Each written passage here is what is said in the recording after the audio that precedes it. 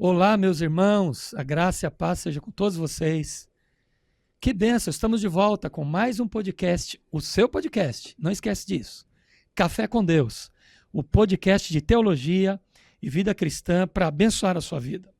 Como sempre, trazendo para você informações quentes, informações abençoadoras, informação de qualidade na área da teologia, da vida cristã, o dia a dia da igreja, em todo o Brasil e, por que não dizer, até no mundo. Então nós louvamos a Deus pela sua vida, pela sua audiência conosco, você internauta que já está inscrito no nosso canal. Não apenas assista o episódio, você que talvez está assistindo hoje pela primeira vez, mas inscreva-se em nosso canal e compartilhe com outras pessoas. São informações que vão com certeza abençoar vidas. E para nós é uma alegria ter você como nosso nossa pessoa importante, né, na audiência. Isso para nós é tudo. Então precisamos de você como um ser humano abençoador de outras vidas. É a nossa missão como igreja. Então seja bem-vindo a esse episódio e nós vamos hoje apresentar mais uma vez o meu companheiro, meu querido colega de ministério, pastor César Ferreira. Pastor, seja bem-vindo a mais um programa. Amém.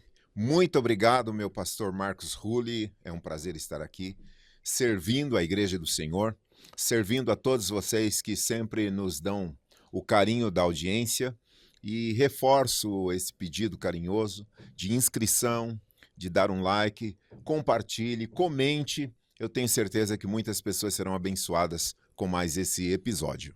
Amém, pastor César. Muito obrigado, viu? Amém. Deus abençoe sua vida, seu ministério e sua família. É uma alegria, é um prazer ter a sua presença, o seu pensamento, Amém. a sua ideia em relação aos temas que nós escolhemos para abençoar a sua vida. Muito bem. Hoje nós vamos abordar um tema com uma terminologia até engraçada que nós usamos na nossa chamada. Escatofobia, pastor César. Exatamente. Escatofobia. Nós sabemos que fobia é aquele medo exagerado de alguma coisa que ainda não está perto de você, não aconteceu com você, mas você tem uma fobia. Então, é um medo exagerado e algo que realmente causa uma perturbação, causa um espanto, um aceleramento cardíaco. E dizem, né, os psicólogos que todos nós temos fobias. Uns mais do que outros, em maior número de fobias, em graus diferentes. Então as fobias, elas existem. Agora, o tema que nós escolhemos hoje e que eu compartilhei com o pastor César é a escatofobia. É o medo generalizado de todo o assunto que diz respeito ao último livro da Bíblia Sagrada, que está no Novo Testamento, que é o Apocalipse, pastor César. É esse livro. Então, de um modo geral, há crentes, pasme o senhor, pastor César, que têm esse medo em relação ao Apocalipse, aos acontecimentos vindouros. Isso causa uma certa preocupação, causa uma certa instabilidade. Não são todas as pessoas que têm esse medo, mas grande parte já me confidenciou, pastor César, uma certa preocupação com o Apocalipse, com os temas que ele traz. Então, nós vamos falar um pouquinho mais a respeito disso neste podcast, que com certeza vai enriquecer sua vida e trazer para você uma elucidação das dúvidas.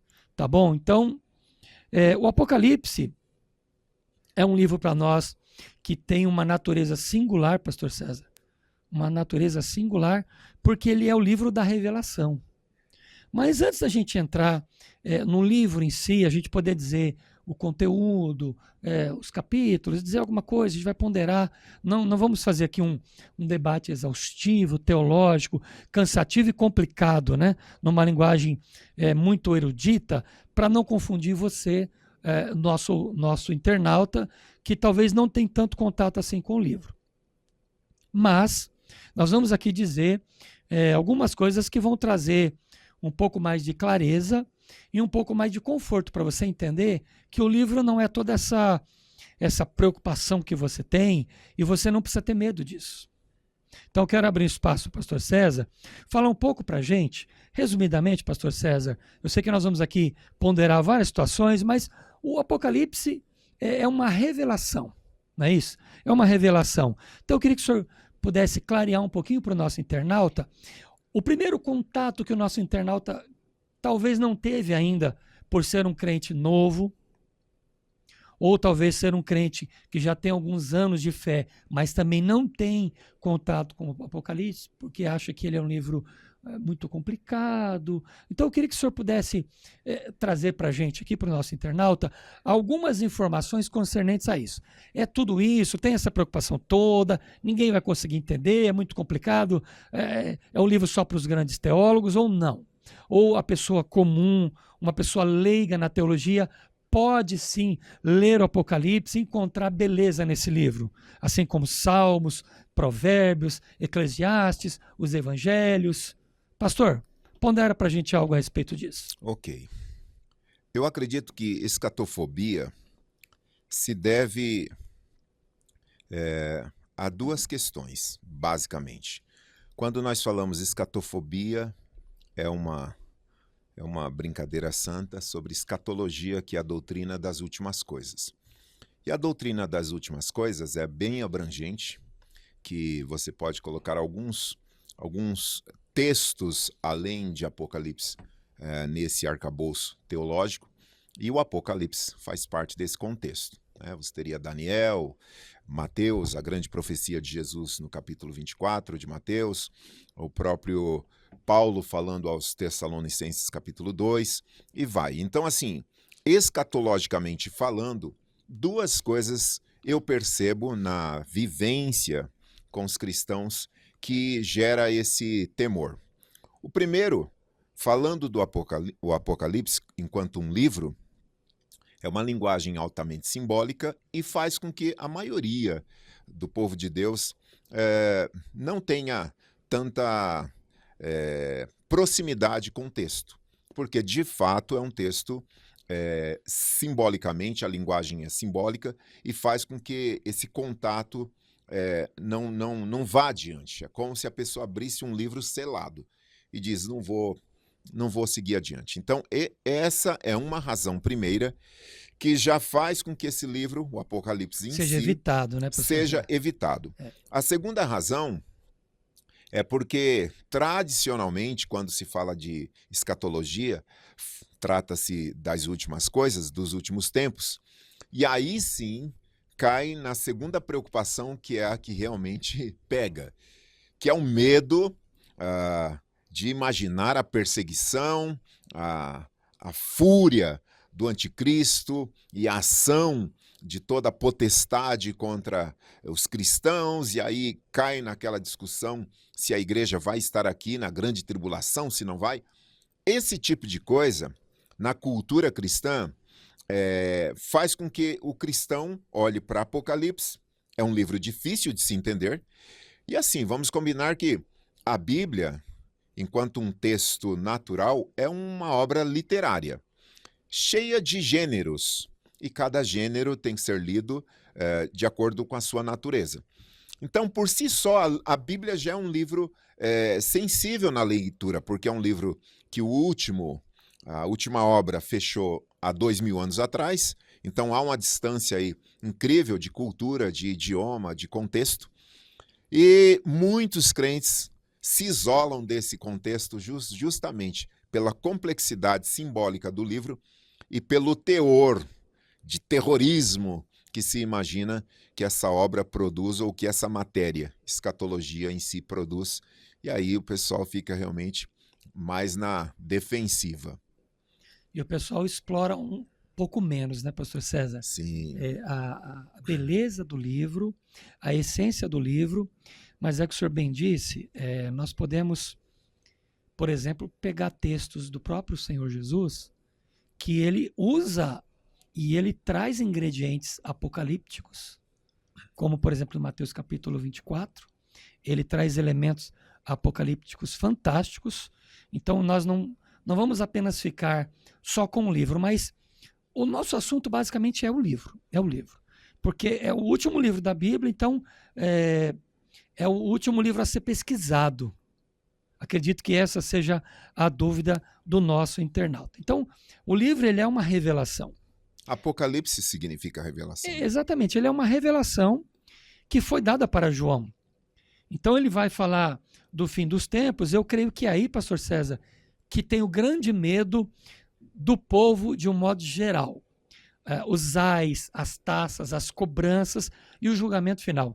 Então há essa preocupação muito grande dos internautas e eles não avançam na leitura e no estudo desse livro.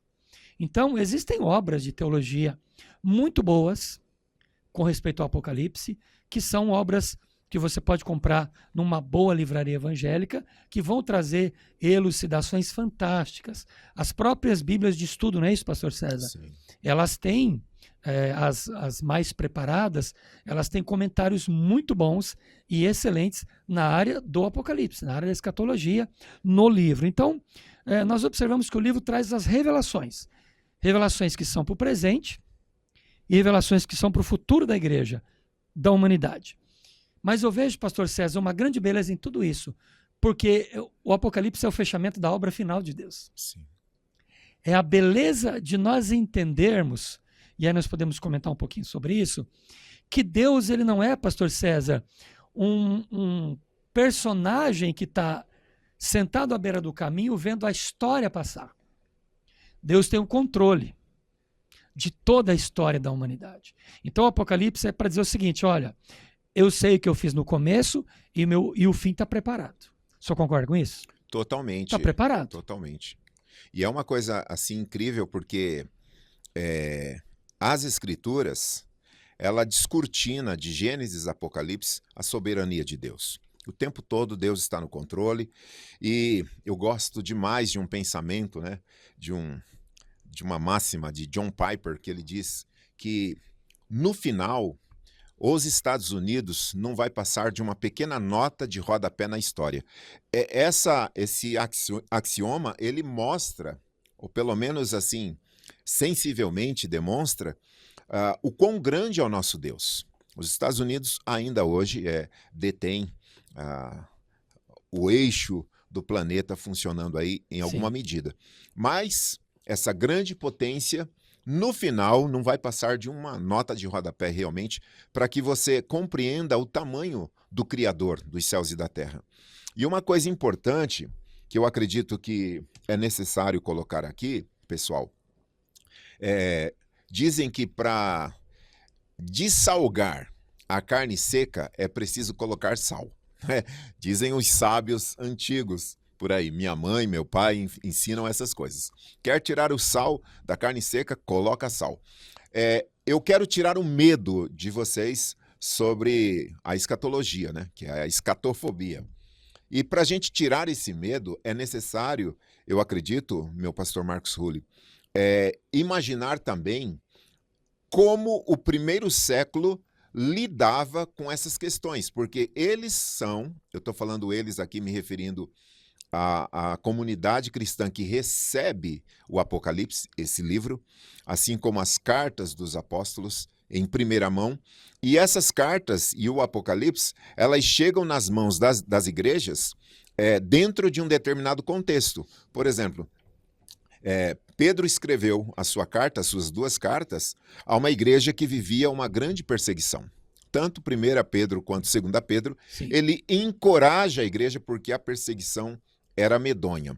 Eu separei aqui, meu pastor, se o senhor me permite, claro. uma leitura breve de Hebreus. Olha que coisa maravilhosa isso aqui, ó. Hebreus 10, 32 ao 39, falando da fé, que eu vou chamar aqui de fé escatológica. Olha só, lembrem-se dos primeiros dias Hebreus 10, 32. Quando foram iluminados e de como permaneceram firmes, apesar de muita luta e sofrimento. Houve ocasiões em que foram expostos a insultos e espancamentos.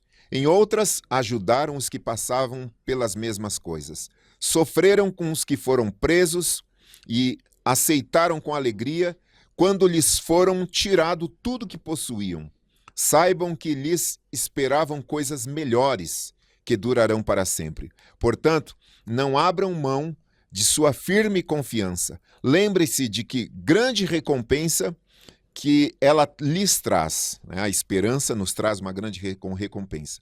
Vocês precisam perseverar, a fim de que, depois de terem feito a vontade de Deus, recebam tudo o que ele lhes prometeu. Pois em breve virá aquele que está para vir, não se atrasará. Mas o justo viverá pela fé. Se ele recuar, porém, não me agradarei dele. Mas nós não somos como aqueles que recuam para a sua própria condenação. Somos pessoas de fé cuja alma persevera. Por que eu estou lendo esse texto aqui, Hebreus 10, 32 ao 39?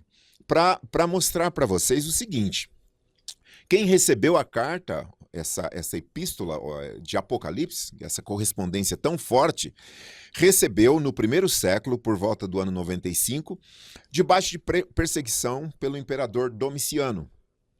As perseguições da igreja eram às vezes pontuais e locais.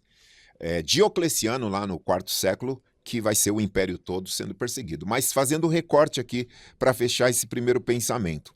A igreja do primeiro século tinha uma fé que eu vou chamá-la de escatológica, no sentido de que esse pequeno trecho que eu li com vocês, ou para vocês, ele mostra perseguições, prisões, mortes e mais, expoliação dos bens. Sabe o que significa isso? Já no início da igreja, dependendo do imperador e da pressão, a pessoa, o vizinho poderia entregar um crente, dizer assim, ó, nessa casa mora um crente, e o império daria até um benefício para esse delator. O que eu quero mostrar com isso é que a fé do povo de Deus no primeiro século era uma fé escatológica, porque eles já viviam perseguições, até inclusive perseguições, expoliações, que são assim, o Estado tirando os bens dos crentes. Ou seja, imagina um quadro desse hoje no Brasil. Eu acredito que a fé do crente pós-moderno, em alguma medida, é uma fé açucarada, que não suporta a pressão. Então, eu acredito que o medo, essa fobia escatológica, é em detrimento da má compreensão do peso da revelação. A revelação diz assim, ó, no mundo vocês terão aflições, a revelação diz assim, se você quer perseverar, todo aquele que quer viver piamente o evangelho padece perseguição. E aqui aos Hebreus, primeiro século, o escritor está dizendo assim, ó, continuem firmes na fé. Não é uma fé para receber bênção, é uma fé para suportar a pressão de ter os bens expoliados, de ser delatado, de ser preso e morto.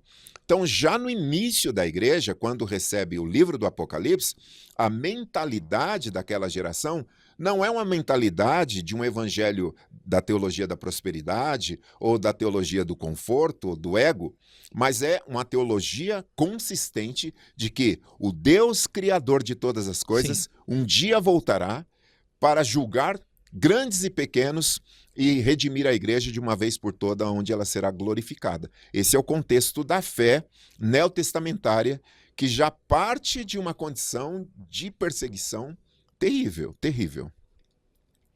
Muito bem. Informações importantes que vão agregando esse tira-dúvidas do assunto. Pastor César,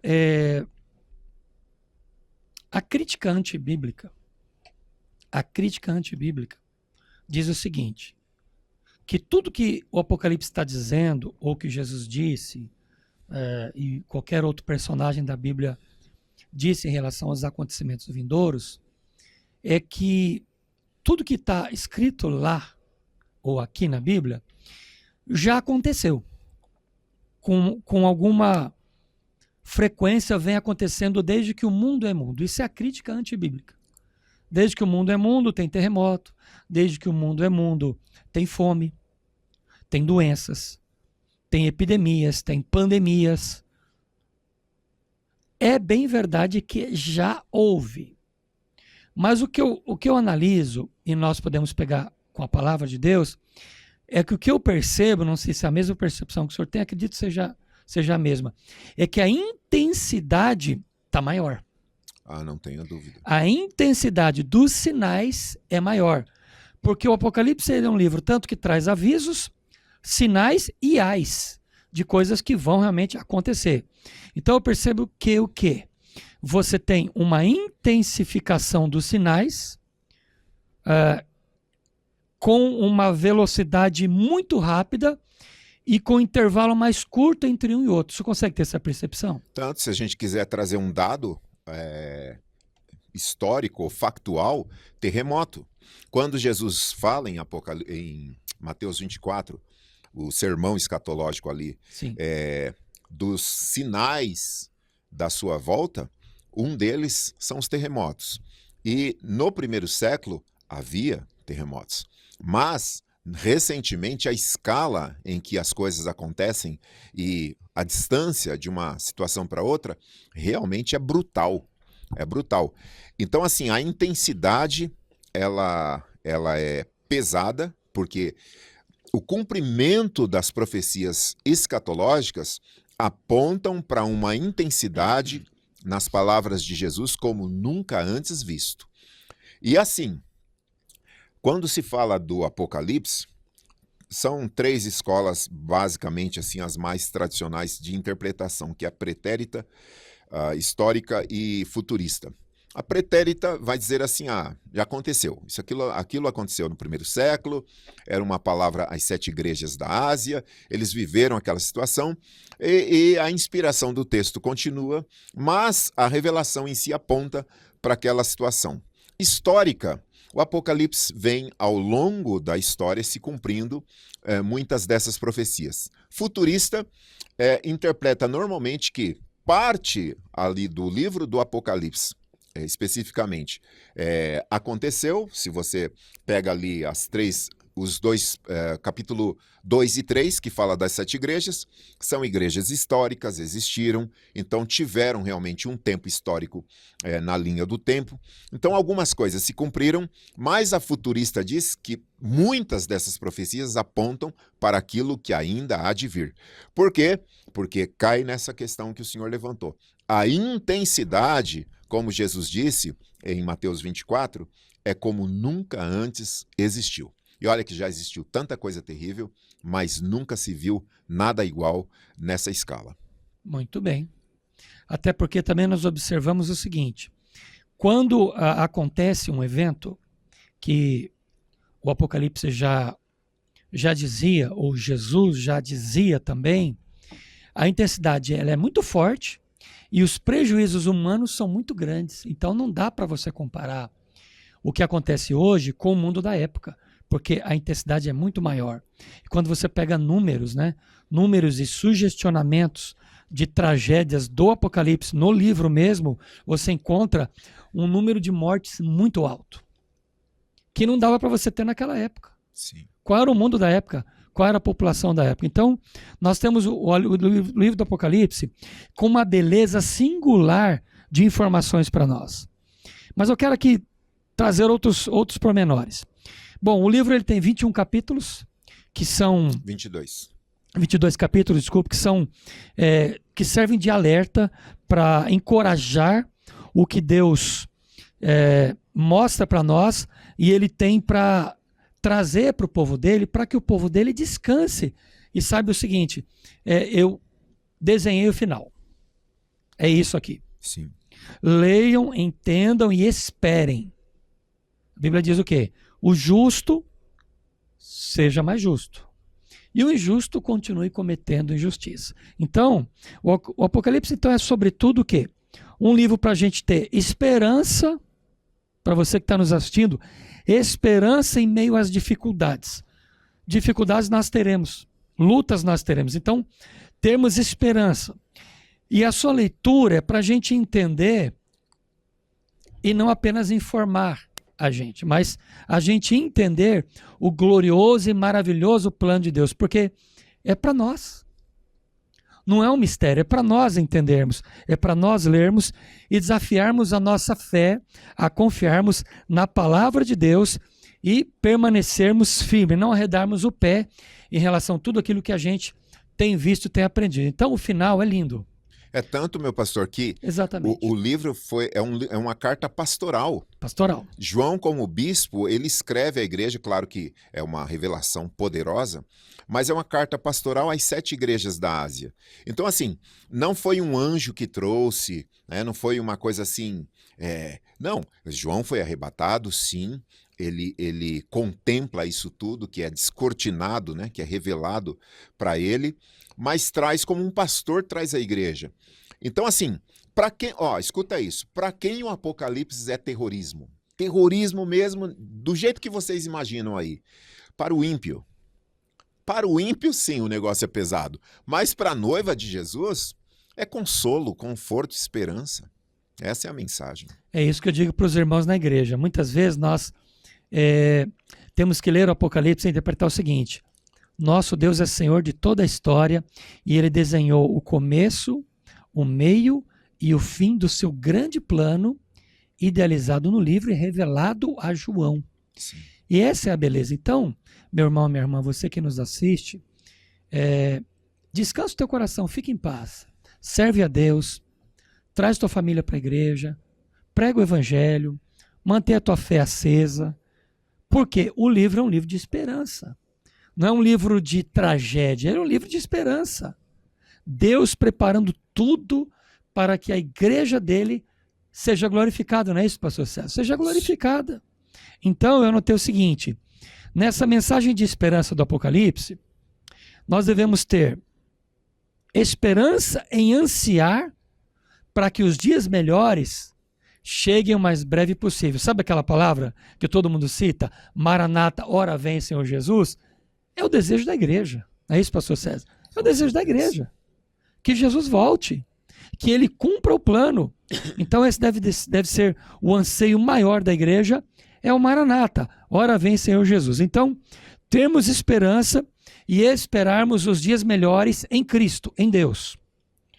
Esperar novos céus e nova terra que serão transformados pelo poder de Deus. Diferente de tudo que está hoje, a terra vai ser transformada, os céus serão transformados e haverá vida eterna, haverá alegria, haverá entendimento, haverá amor.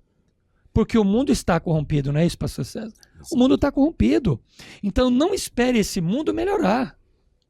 As pessoas dizem, nós queremos um mundo melhor, né? Os governos lutam por uma cidade melhor, um mundo melhor, e está todo mundo trabalhando para melhorar. Conservar o planeta, cuidar da ecologia, plantar uma árvore. Beleza, não tem problema nenhum com isso, né, pastor César? Não tem problema. A gente está fazendo isso. Mas é o seguinte, a gente tem que cuidar do planeta porque nós estamos nele ainda. Então nós precisamos cuidar do planeta. Claro, eu não vou jogar lixo na rua, não vou abrir a janela do meu carro, jogar um saquinho plástico. Educação, está certo, está correto. Mas a Bíblia diz que a terra será transformada.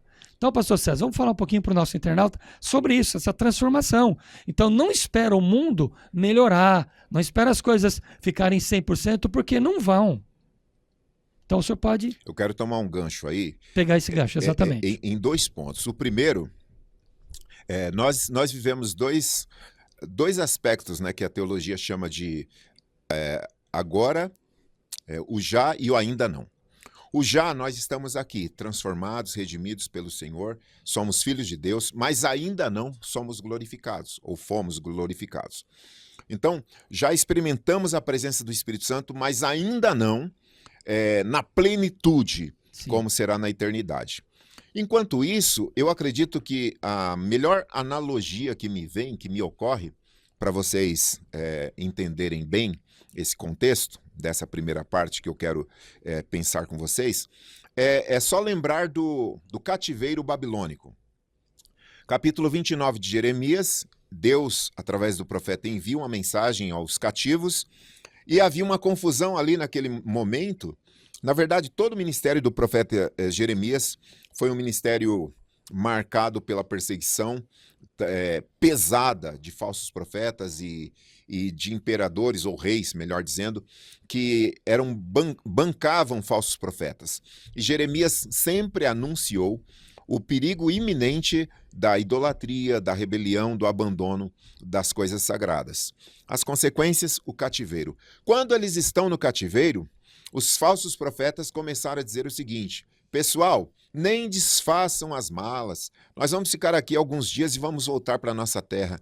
Então, o papo lá, que concorria com a mensagem profética de Jeremias, era o seguinte: nós vamos ficar na Babilônia poucos dias, vai ser moleza, a gente volta para casa. E vem o profeta Jeremias e diz assim: não caiam nessa de que a gente vai ficar aqui poucos dias. Vocês podem construir, vocês podem plantar, vocês podem se casar, porque Deus vai deixar vocês aqui 70 anos. Então, assim, nós não sabemos nem o dia e nem a hora da volta do Senhor. Enquanto isso, o que a gente faz? Fica paralisado? Não. Quando João escreve o Apocalipse, Domiciano era o rei, o imperador, melhor dizendo. E ele exigia adoração. Veja, quando João escreve o Apocalipse, todos os outros apóstolos já tinham sido executados. Não morreram de velhice, não, foram executados porque a perseguição era pesada. E quando João escreve essa palavra tão abençoada e poderosa, a mensagem para a igreja é a seguinte: calmem. O nosso primeiro episódio aqui foi sobre o espírito da Babilônia, Sim. que o senhor bem foi iluminado em trazer esse tema. Nossa leitura foi no Apocalipse, inclusive. Exatamente, tá aí você pode caçar aqui no canal esse episódio, é o primeiro episódio, e vai entender o contexto. E João trata o Império Romano na época como Babilônia. Claro que é uma mensagem profética, porque é um símbolo da grande meretriz, que é a reunião de uma religião ecumênica global e aonde se opõe a Deus e concorre com as coisas do nosso Senhor Jesus. Mas a mensagem para a igreja do primeiro século, que vivia perseguição ao ponto do próprio pastor João, o apóstolo, ser extraditado para uma ilha onde presos políticos eram jogados, João estava nessa ilha de Patmos.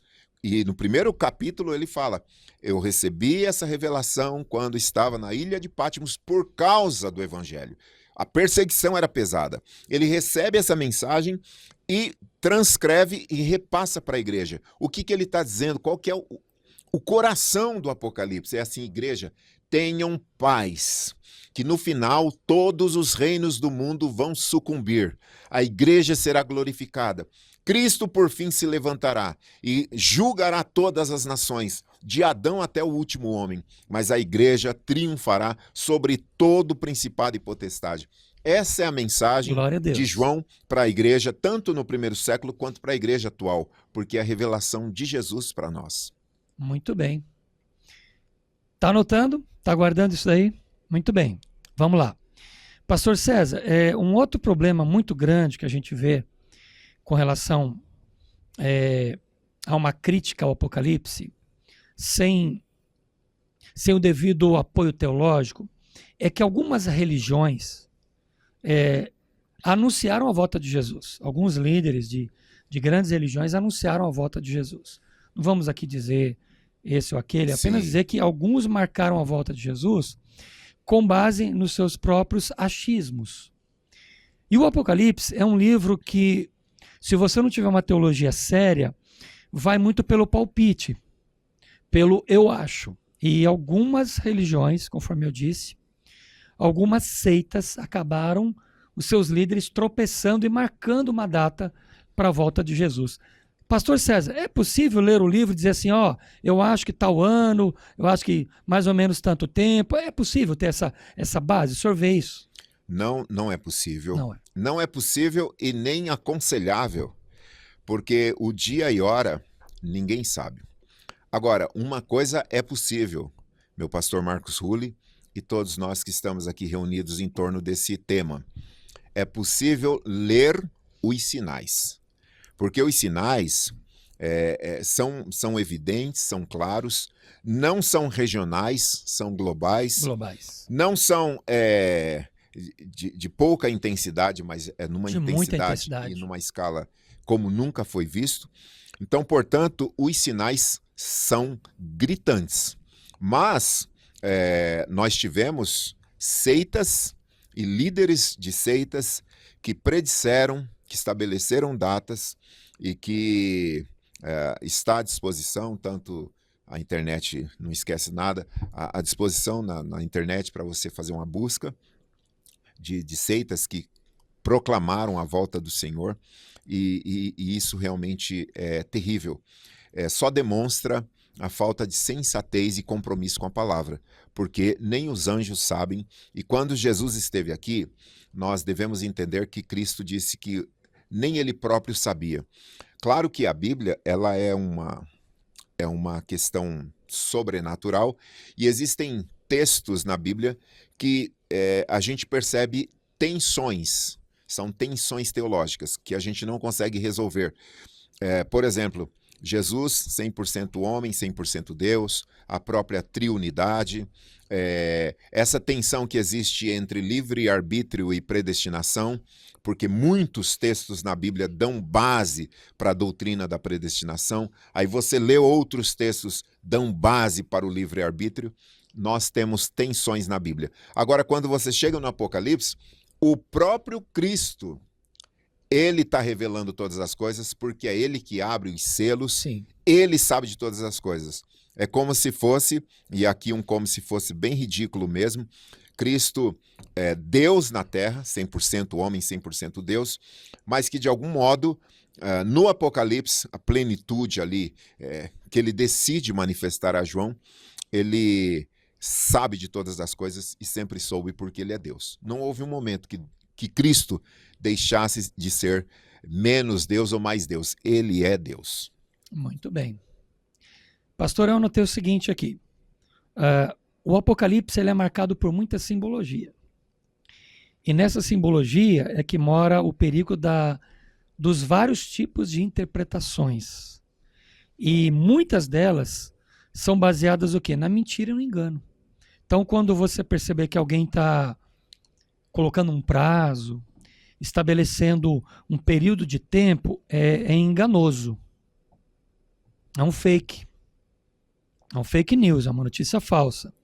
Então nós esperamos o fim do mundo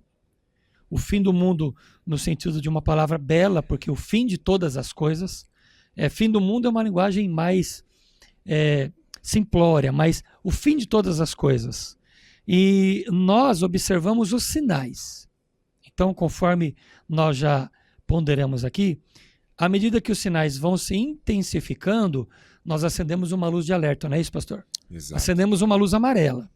Já estamos nessa luz. A luz amarela acesa para o fim de todas as coisas. Quando Deus vai fechar a cortina dessa grande peça chamada raça humana ou humanidade. Então, a humanidade, pastor César, sempre teve medo do fim do mundo, né? Sempre. Nós vimos muitos filmes de Hollywood, de outras produções. Agora recente, na virada aí do ano do século passado para esse século, as profecias de Nostradamus de que o mundo ia acabar, teve até uma... Teve o filme em 2012, não foi? Sim, 2012, que é mais recente. 2012 Mas mais na recente. virada do século, algumas pessoas se mudaram para Brasília porque dizem que o centro de energia é muito forte em Brasília, e eu acredito que é energia ruim, mas seja como for, por conta do barulho do Nostradamus. Agora, uma outra questão também dessa inquietação não é recente, não é moderna. No primeiro século, Paulo, escrevendo aos Tessalonicenses, ele coloca isso à baila, dizendo que, repreendendo a igreja, porque a igreja de Tessalônica, ela recebeu a mensagem da volta de Cristo com tanta força, que o texto diz que alguns deixaram de trabalhar. O texto fala que deixaram de trabalhar para aguardar a vinda de Jesus. Agora, relatos da tradição dizem que alguns deixaram de trabalhar, como o texto bíblico informa, e outros se mudaram para as montanhas, porque ficariam mais próximos, no caso do rapto, né? do arrebatamento. E Paulo condena aquela atitude dizendo assim, quem não trabalha não come. E outra, não se movam facilmente do vosso entendimento, como se a volta de Jesus fosse assim, ó, bom. Não, ele disse, mas antes haverão sinais. E essa expressão, eu estou em 2 Tessalonicenses 2, Paulo está deixando claro que não será pego de sopetão aquele Sim. que não está acordado. Sim. Jesus disse, quem é do dia anda acordado. Quem está na noite dorme mesmo. É uma figura de linguagem para o crente espiritual e o crente carnal, que está desatento lá na parábola das virgens loucas e das prudentes. Então, assim, já no primeiro século havia inquietação, que Jesus voltaria naquele momento. E Paulo disse, não, vão acontecer coisas que vão dar sinais claros da proximidade da volta do Senhor. Muito bem. Tá aí informação de qualidade para você. Pastor, basicamente, então, nós devemos ter um comportamento normal, vivermos as nossas vidas normalmente, produzindo, trabalhando, me corrija se eu estiver errado, produzindo, trabalhando, servindo a Deus e mantendo a nossa fé acesa, é isso? Bom, sobre essa questão dos sinais, das evidências, né? E também da postura do cristão enquanto aguarda. Paulo, enquanto aguardava, ele dizia assim, ó, combati o bom combate, acabei a carreira e guardei a fé. Desde agora, só me resta a coroa da justiça que está guardada não só a mim, mas a todos aqueles que amam a vinda do Senhor. Se a igreja é uma noiva, e essa noiva tem uma aliança com o noivo, e esse noivo disse, ó, eu vou ali, mas eu volto, isso significa dizer que a noiva deve estar cumprindo as tarefas que o noivo estabeleceu. Uma das tarefas é vigiar, outra é orar, outra é ide por todo mundo e pregar o evangelho a toda criatura, outra é amar o próximo, outra é amar até o inimigo. Enfim, existem atribuições que, enquanto nós aguardamos a volta do Senhor, nós devemos estar exercitando. Que a igreja precisa manter essa postura. Então, nós mantemos uma postura de alerta. É isso, pastor? Exato. Uma postura de alerta. Eu anotei o que é o seguinte: o sensacionalismo criado sobre o Apocalipse é muito sério. E ele tem desmotivado pessoas a irem atrás da verdade. Então, falsos profetas têm se levantado e influenciam toda a vida da sociedade a partir de uma interpretação equivocada do Apocalipse. Então, eles causam o quê? Terror nas pessoas e distorcem o real sentido do texto religioso. Então, o Apocalipse, ele é um livro de bênçãos. Ele é um livro que traz para nós segurança e conforto. Ele mostra todos os acontecimentos e fala para a gente ter tranquilidade. Porque a trombeta vai soar e a igreja subirá ao encontro do Senhor nos ares. É isso. Então nós permaneceremos com a nossa missão de igreja, trabalhando incessantemente dentro desses pontos que o pastor César colocou para a gente aqui. Fé, oração, evangelização, postura da igreja. Mantermos a posição. Então, o Apocalipse não deve colocar medo em nós, ou dos nossos filhos, ou quem tem neto já, né, pastor César? Colocar medo não. É manter a postura e saber que o nosso Senhor já deixou avisado. Deixou avisado. Uma coisa muito importante, meu pastor Marcos Rulli, o senhor passou algumas vezes já por essa questão e agora me veio para pontuar. Pode pontuar. Em relação às seitas. Quando você estiver lendo ou assistindo estudos que seitas produzem a respeito do fim dos tempos, eu vou te dar um conselho, uma dica muito importante, e você vai perceber isso. Normalmente a escatologia, nesses grupos sectários, todo grupo sectário, quando o assunto é os últimos tempos, a teologia deles é rica de detalhes. Isso é perigoso, porque se nós começarmos a colocar os símbolos, cada símbolo que aparece no Apocalipse. Isso aqui significa isso aqui significa aquilo, isso aqui.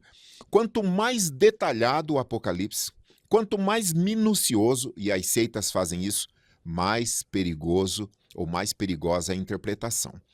Vou dar um exemplo aqui de uma interpretação saudável e que muitos irmãos comungam dessa leitura e interpretação do Apocalipse. É muito simples. Você pega do capítulo 1 até o capítulo 3, o que você tem ali? Capítulo 1 é a introdução, João tendo a visão, que ele está diante da glória do Senhor, e o capítulo 2 e 3, as 7 igrejas recebem as cartas. Quando chega no capítulo 4, é como se houvesse um corte ali, que está escrito justamente assim, ó, e depois destas coisas. Capítulo 4. Muitos intérpretes colocam da seguinte maneira: do capítulo 1 ao 3 é o período da igreja na terra, capítulo 4 a igreja é arrebatada, capítulo 4 e 5 a igreja está na glória. Aí você coloca nesse contexto dos capítulos 4 e 5 o tribunal da igreja, né? Como chama? Tribunal de Cristo, que é quando a igreja vai receber o seu galardão. Então, divida o Apocalipse assim, do 1 ao 3, o período da igreja na terra, do 4 e 5, o arrebatamento da igreja, já na glória com o Senhor, e do 6 ao 19, a grande tribulação, e nesse período a igreja não estará mais na terra, para aqueles que são dessa linha de interpretação. Por quê? A partir do capítulo 6, o nome, o título, a expressão igreja não aparece mais. Aí é só ranger de dente mesmo. E lá no 19, o julgamento de todas as coisas, e aí a gente já caminha para o final, a consumação de toda a história da humanidade. Belíssima história, pastor César. Essa é uma das interpretações para o Apocalipse. Muito bem. De uma maneira simples. Interpretação coerente, é isso que nós chamamos, interpretação coerente. Uma vez que o Apocalipse também ele é um livro com muito simbolismo, o pastor César elucidou bem. Cuidado com a interpretação que vai beirar uma heresia. Não é isso, pastor? Às vezes é heresia mesmo. Às vezes é heresia. Então, o que a Bíblia não diz, não diz. E o que não dá para se interpretar daquela forma, não interpreta daquela forma. Então, buscarmos uma interpretação coerente. Bons autores, conforme eu disse no início, bons autores, bons livros, a Bíblia como o guia principal, como uma ferramenta maravilhosa para a gente ter coerência, interpretação bíblica e substanciosa, que realmente tem pé firme no chão, você pode confiar e avançar. Eu anotei aqui também, o Apocalipse deve ser um livro para que nós aumentemos o nosso desejo na fé de conhecê-lo, de nos enriquecermos com os seus conhecimentos e melhorarmos esse conhecimento. A fé, de forma nenhuma, exclui a busca pelo conhecimento. Precisamos conhecer. Precisamos ter embasamento correto. Então, quando a gente tem um embasamento correto, a gente vai buscar informação na fonte fidedigna. Então, o pastor César alertou, e é preciso ter cuidado. Quando você pesquisa na internet, tem muita coisa venenosa, não é isso, pastor? Muita coisa. Tem muito veneno teológico ali. Então você precisa ter uma fonte coerente e analisar e ver a raiz dessa fonte. Porque quando você dá uma busca, vem muita informação, não é isso, pastor? Vem muita informação. Qual o critério que a gente pode adotar para a gente passar para o nosso internauta para ele ter esse filtro, esse cuidado? Olha, eu acredito que basicamente nós poderíamos dividir a comunidade cristã em 2 grupos. E aqui eu não estou propondo uma divisão, é só a nível de, pedagogicamente falando. De um lado estão os pré-tribulacionistas e do outro os pós-tribulacionistas. Trocando em miúdos, há um grupo de irmãos e irmãs sinceros que acreditam que a igreja não vai passar pela grande tribulação. Eles são pré-tribulacionistas. E há um segundo grupo que acredita que a igreja vai passar pela grande tribulação. São os pós-tribulacionistas. Sim. Aqui, para ficar claro para todos, não é heresia. São pontos de vistas, são correntes teológicas. Então, quando o nosso pastor Marcos Rulli está falando de heresia, isso não é heresia. Isso é simplesmente uma das hipóteses de interpretação. Agora, tanto quem acredita que a igreja vai passar pela grande tribulação, quanto que a igreja não vai passar, eles convergem em muitas coisas importantes. Jesus vai voltar, existe condenação eterna para o ímpio, existe salvação eterna para os salvos, e assim sucessivamente. Então existem pontos de discordância que aqui não fere a sã doutrina. Agora, existe, por exemplo, predatar a vinda de Jesus. Jesus vai voltar no dia 22 de não sei das quantas a tal. Heresia. Ensino falso. Isso. E esmiuçar o Apocalipse, aquilo que o Paulo Romeiro diz, eu não sei se é dele o pensamento, não direi com certeza o que a Bíblia não diz com clareza. Tem coisa que o texto é claro, tem coisas que o texto ele é obscuro. A teologia sempre recomenda. Parta do texto mais claro para o texto mais fechado, e não o contrário. Comece por um texto truncado que você não consegue passar. Vai para um texto que tem uma relação contextual com aquele assunto, que é o texto mais claro, para você pular para cá. Até eu daria uma sugestão, meu pastor Marcos Rui. Bem-vinda. Existe o livro do Apocalipse, eu vou dizer uma coisa absurda, parece. Existe o livro do Apocalipse no Evangelho de Mateus. Se você abrir agora Mateus 24, Jesus está descrevendo o Apocalipse todo ali. Todo. Capítulo 24 e 25 de Mateus é o Apocalipse. Agora, por que as pessoas não se chocam com aquele Apocalipse de Jesus? Porque, por alguma razão, Jesus é a palavra, o verbo encarnado, e ele consegue colocar aquilo de uma maneira tão clara, e ali ele dá os sinais grandiosos. Por exemplo, aqui, ó, olha só esse texto de... eu encontrei aqui, ó. Hebreus 12, 25 ao 29. Vede, não rejeiteis ao que fala, porque se não escaparam aqueles que rejeitaram o que na terra os advertia, muito menos nós, se nos desviarmos daquele que é dos céus, falando do nosso Senhor Jesus. A voz do qual, então, moveu a terra, mas agora anunciou, dizendo, ainda uma vez, vos comovereis, não só a terra, senão também o céu. E esta palavra, ainda uma vez, mostra a mudança das coisas móveis, como coisas feitas, para que as imóveis permaneçam. Hebreus 12, do 25 ao 29. O que o Hebreus está dizendo aqui? Ele está dizendo o que o Pedro disse, o que Jesus disse em Mateus 24, que os céus se abalarão, a terra se abalará, mas a palavra do Senhor permanecerá para sempre. Pedro chega a dizer que o céu se enrolará como um jornal velho. Então, assim, os eventos do Apocalipse de Mateus 24 e 25 estão descritos de uma linguagem tão simples como o Evangelho, que quando você vai para o Apocalipse, você fala, meu Deus, é dragão, é 7 cabeças, 10 chifres, é selos, é trombetas, é taças, que loucura! É uma linguagem profética.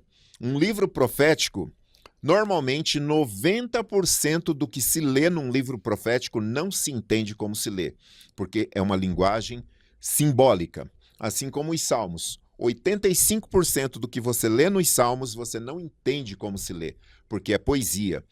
O Salmo 23, o Senhor é o meu pastor. Você sabe que o Senhor não é pastor e que nós não somos ovelhas. É só uma figura de linguagem. Então, quando você estiver lendo o Apocalipse, lembre-se que são linguagens proféticas, altamente simbólicas. É um livro que Deus quis, né, que o nosso Senhor Jesus que revelou para João, quis que fosse simbólico para que a igreja, quando recebesse, e é uma coisa linda isso, porque os símbolos eles podem ser decifrados 1000 anos depois com o mesmo significado. Sim. Então essa é a vantagem do símbolo ou de uma metáfora. Jesus contou muitas parábolas que são metáforas. E as parábolas, elas transcendem ao tempo, elas são atemporais. Então, quando você ler Mateus 24 e 25, ali é o Apocalipse descortinado numa linguagem que você compreende. Super tranquilo de cronologia entender, né, fantástica dos acontecimentos. Fantástico. É só você juntar com o Apocalipse e falar assim, o que Jesus está falando aqui é o que está acontecendo aqui. Com linguagem diferente. Exatamente. Tá aí para você, internauta, informação boa, informação de qualidade. Louvamos a Deus por esse tempo, por esse momento. Saiba de uma coisa, nós estamos na história. Estamos vivendo o glorioso e eterno plano de Deus. Eu, você, sua família, nós, os servos de Deus, estamos nesse glorioso plano que vai se descortinando a cada dia. E quando os acontecimentos, pastor César, eles começam a se desenrolar, a gente vai ficando mais feliz. A gente falou, opa, isso aí está escrito. Ó, isso é aquilo que está escrito lá. Então a gente começa a perceber que Deus é Senhor de toda a história. Deus é Senhor do mundo. Deus é Senhor do universo, não só do universo, mas do mundo, de ambos, né? E Deus é Senhor da história, das nações. Os governantes estão nas mãos de Deus. Toda a história é governada por Ele. Essa é a beleza dessa grande obra. E tudo vai convergir, não é isso, pastor César? Tudo. Vai convergir para um desfecho glorioso desse plano. Então alegre o teu coração. Creia na palavra de Deus. Esteja firme. Ame ao Senhor. Permaneça na tua fé, buscando a esse Deus maravilhoso e servindo a Deus na tua igreja. Esse é o nosso intuito desse podcast, é trazer essa informação para você. Então vamos lá, já partindo para os momentos finais, buscar conhecimento do Apocalipse. Falamos aqui, reforço, fonte séria. Uma delas é esse podcast que está abençoando a sua vida. Então, buscar obras sérias, autores sérios e comparar versões. Não é isso, pastor César? Isso. Comparar versões. Então, você analisar. A questão do pré e do pós-tribulacionista, isso é uma questão que é velha, né? Sim, É muito discutida, mas se você colocar ambos juntos, é tudo povo de Deus. Tudo né? povo de Deus. Não vai atrapalhar em nada a nossa fé, o nosso conhecimento e a nossa busca pelo sobrenatural, que é a palavra de Deus. Então, nós vamos já partindo para as conclusões. Que o livro do Apocalipse não coloque mais medo em você. Vá lendo com uma boa fonte de interpretação, vá buscando, pergunte para o seu pastor, busque na internet, mas busque e analise as fontes. E você vai ver que é um livro glorioso, de esperança, de paz e de alegria que o mundo não respeita. Mas nós respeitamos e nós entendemos. As pessoas que não têm Jesus, pastor César, quando elas veem os acontecimentos do Apocalipse se desenrolando, elas ficam desesperadas. Sim. Como a gente falou dos filmes, por exemplo, das histórias, o filme 2012, Sim. que misturaram tudo, né? Trouxeram lá uma história antiga, misturaram tudo, mas realmente as pessoas ficaram em desespero. E nós podemos observar que o Apocalipse é um livro que traz esperança para nós, traz paz e coloca alegria em nossos corações, que em breve a igreja estará com o Senhor. Pastor César, considerações finais para a gente finalizar o nosso podcast de hoje. Uma segurança para nós todos, que um dos terrorismos mal aplicado às vezes e recebido por parte da igreja é a marca da besta. Ah, essa marca da besta é um chip, vai na testa, vai na mão. Irmãos, é o seguinte, a tecnologia chegou e é uma profecia escatológica de Daniel que a ciência se multiplicaria. Sim. Não é aumentar, é multiplicar. E nós estamos vendo o cumprimento dessa profecia. Questão, se a gente riscar o chão aqui, ó, de 100 anos para cá, a ciência simplesmente deu um boom irreversível numa multiplicação nunca vista na história da humanidade. Então, assim, hoje você tem cartão de crédito, o dinheiro de papel vai sumir, vai ser o dinheiro de plástico, depois outro tipo de modelo de negócio, não importa. Quando que isso vai se caracterizar a marca da besta? A marca da besta ela só vai ser evidenciada quando houver uma imposição do Estado em que você vai ter que negar Jesus. Nos dias de alguns imperadores romanos, inclusive de Diocleciano, nós estamos no 4º século, o que aconteceu nesse período? Ele empreendeu O senhor sabe disso, meu pastor? Sim. 10 anos de perseguição tão Foi. pesada sobre a igreja, e ele decretou algumas coisas que eu quero finalizar as minhas palavras relembrando você aqui, ó. São 4 editos persecutórios desse imperador. No primeiro decreto, a apreensão de obras e escrituras cristãs, destruição de igrejas e perdas dos direitos de cidadãos cristãos. Então, quando se fala da marca da besta, é quando a faca já está no pescoço e começa simplesmente um ataque do Estado à nossa fé. No segundo edito, determinou a prisão dos membros da hierarquia clerical, começando com os pastores, bispos, diáconos. No terceiro, exigiu a realização de sacrifícios aos deuses que os cristãos não adoravam. E o quarto, ordenou a execução. Isso no quarto século, 300 e pouco, por Diocleciano. Foi 10 anos de perseguição que no final ele comemorou porque ele entendeu que tinha destruído todos os livros cristãos, todas as Bíblias e todos os crentes. Mandou cunhar uma moeda, celebrando 10 anos de triunfo sobre a igreja. A igreja continua aqui. Então, assim, acalma o teu coração, porque se você tem medo do sinal da marca da besta, é porque talvez você não tenha o selo do Espírito. Quem é selado pelo Espírito Santo tem a comunhão com Deus, está preparado tanto para vir a grande tribulação ou quanto para ser ceifado agora, aqui nesse momento. Então fique em paz, porque nós somos selados pelo Espírito Santo. Glória a Deus. Está aí informação para você, abençoadora, enriquecedora. Não dá para a gente esticar mais, nós já estamos com o nosso tempo aqui bem resumido, mas eu quero agradecer aqui a sua audiência desse podcast. Você, nosso amigo internauta, irmão, irmã, que está assistindo, divulgue esta obra, compartilhe com outras pessoas, porque com certeza o que falamos aqui traz um pouco mais de clareza, de luz nessas questões, às vezes difíceis, não é, pastor César? Complicadas, que na verdade não são. Então tenha paz, fique tranquilo, sirva ao Senhor, fique firme, ame a tua igreja, ame o Senhor, permaneça na tua posição até o dia que Jesus virá buscar a sua igreja. Amém. Deus te abençoe por estar conosco e contamos com você para ser um divulgador de palavras abençoadoras de pessoas que precisam e estão esperando para ouvir, talvez, informações como estas, que com certeza vão enriquecer sua vida.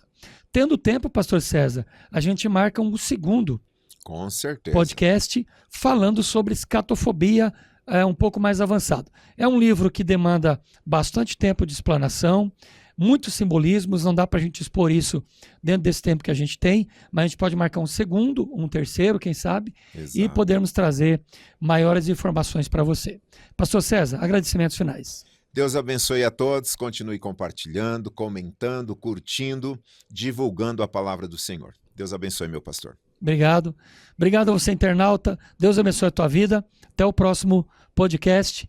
Café com Deus, o seu podcast de teologia e de vida cristã. Muito obrigado. Deus te abençoe.